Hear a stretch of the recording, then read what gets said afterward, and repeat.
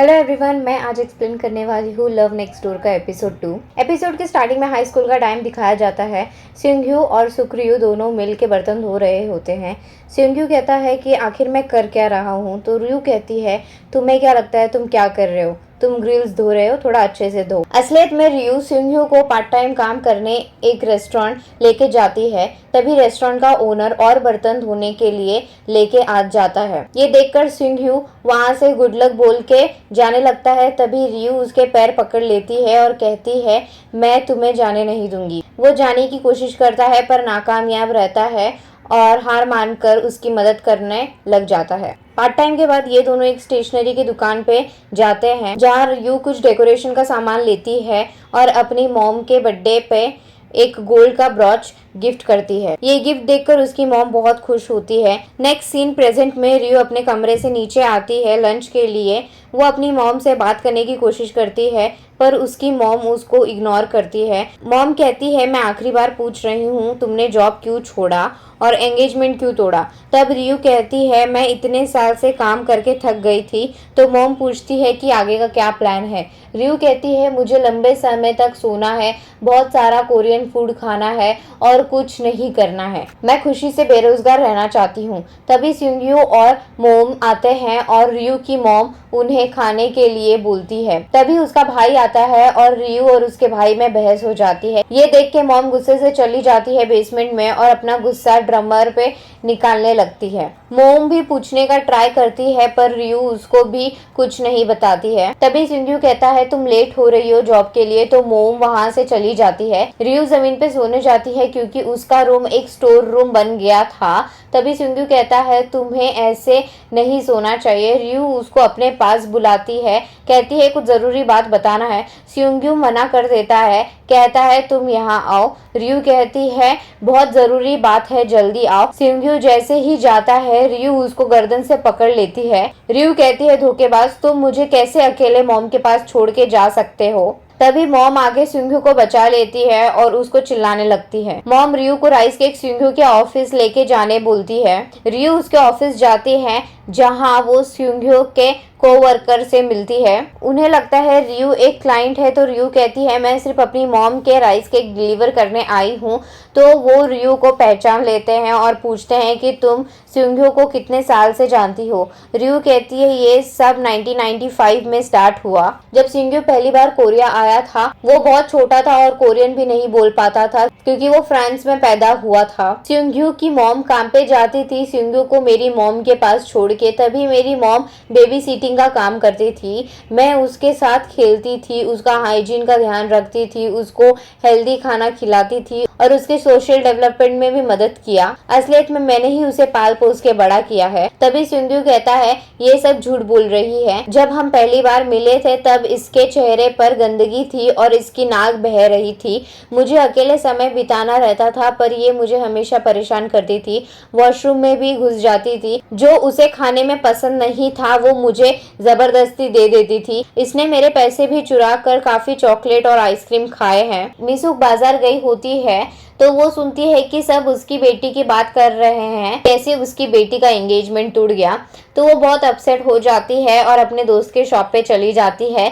तो वहाँ उसे मालूम पड़ता है कि हाईसुक जो सिंघ्यू की मॉम है, उन्होंने सिंघ्यू के ऑफिस के ओपनिंग में काफी सारे स्कूल फ्रेंड्स को इनविटेशन दिया है। नेक्स्ट सीन में रियू अपने लिए कुछ स्पेशल बना रही होती है। तभी मोम आती है और सिंघ्यू को कॉल करके बुलाती है पर वो मना कर देता है। मोम रियू की कुकिंग स्किल्स की तारीफ कर रही होती है। तभी सिंघ्यू आ जाता है तो मोम कहती है कि क्या तुमने कुछ पीने के लिए लाया है, तो वो ना कहता है। मोम फिर कुछ पीने के लिए खरीदने चली जाती है। तभी सिंघ्यू कहता है तुम कब तक सच नहीं बताओगी, तुम्हें एटलीस्ट अपनी मॉम को बताना चाहिए। तो रियू को लगता है कि ये सब उसकी मॉम ने उसे कहने को कहा है, तो रियू उसको मारने लगती है। अगले दिन रियू की मॉम रियू के एक्स फियांसे को कॉल लगाती है पर वो कॉल नहीं उठाता है। ये जब रियू को पता चलता है तो रियू उसका नंबर डिलीट कर देती है और कहती है आइंदा से उसे कॉल नहीं करना। रियू बस में बैठी रहती है। तभी वो अपने पास्ट के बारे में सोचती है कि कैसे उसे जॉब से निकाला गया और उसके फियांसे ने उस पर चीट किया, इसीलिए वो सब कुछ छोड़कर कोरिया आ गई। रियू अपने घर जा रही होती है। तभी उसकी नजर एक पोमेग्रेनेट प्लांट पे जाती है और वो उसे खरीद लेती है। वो घर के सामने पहुंचती है तब सियोंग्यू बाहर आ रहा होता है तो उसे वो प्लांट दे देती है गिफ्ट के तौर पर कल के ओपनिंग के लिए। तो सियोंग्यू कहता है कि ये मुझे कल देना, पर रियू कहती है कि मैं कल नहीं आऊंगी और वहां से अंदर चली जाती है। अगले दिन रियू की मॉम तैयार हो रही होती है पार्टी में जाने के लिए। वो गोल्डन ब्रॉच ढूंढ रही होती है, तभी रियू भी ढूंढने लगती है, पर मॉम को लेट हो रहा रहता है तो वो चली जाती है। वहाँ रियू की मॉम के पुराने दोस्त भी आए रहते हैं और रियू का मजाक उड़ाते हैं कि कैसे रियू की शादी कैंसिल होगी। मीसू को बहुत बुरा लगता है पर वो टॉपिक चेंज करने की कोशिश करती है। मीसू वॉशरूम गई होती है तभी वो सुनती है कि उसके फ्रेंड्स उसके पीठ पीछे बुराई कर रहे होते हैं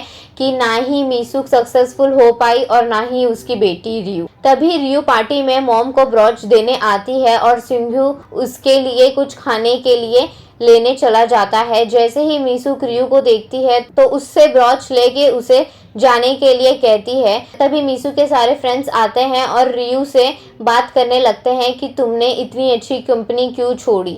तो मीसू कहती है कि उसे और भी बड़े कंपनी से ऑफर आए हैं और वो वापस यूएस जा रही है। रियू बहुत अपसेट होकर अपने घर आती है तो मीसू उसके कमरे में जाती है। रियू कहती है कि क्या आपको मुझसे इतनी शर्म आती है, आपने झूठ क्यों बोला।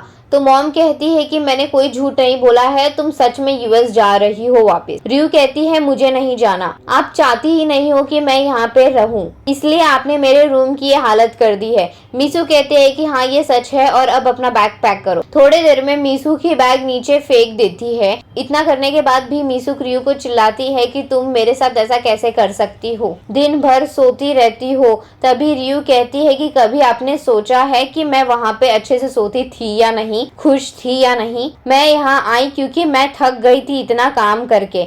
क्या आप मुझे कभी ऐसे ही अपना नहीं सकती हो। तो मॉम कहती है जहाँ दूसरे के बच्चे लोन लेके बाहर पढ़ने जाते थे वहाँ तुमने स्कॉलरशिप से पढ़ाई की है, तुम तो मेरा अभिमान हो, मैं कैसे देख सकती हूँ तुम्हें सब बर्बाद करते हुए। तो रियू कहती है कि क्या मैं एक साधारण सी बेटी नहीं बन सकती, मुझे किसी का अभिमान नहीं बनना है, और वो वहाँ से चली जाती है। सियोंग्यू ये सब बाहर से सुन लेता है। तभी वो रियू के पीछे पीछे पार्क में चले जाता है तो वो वहाँ रियू को झूले पे बैठे हुए सर झुकाए देखता है।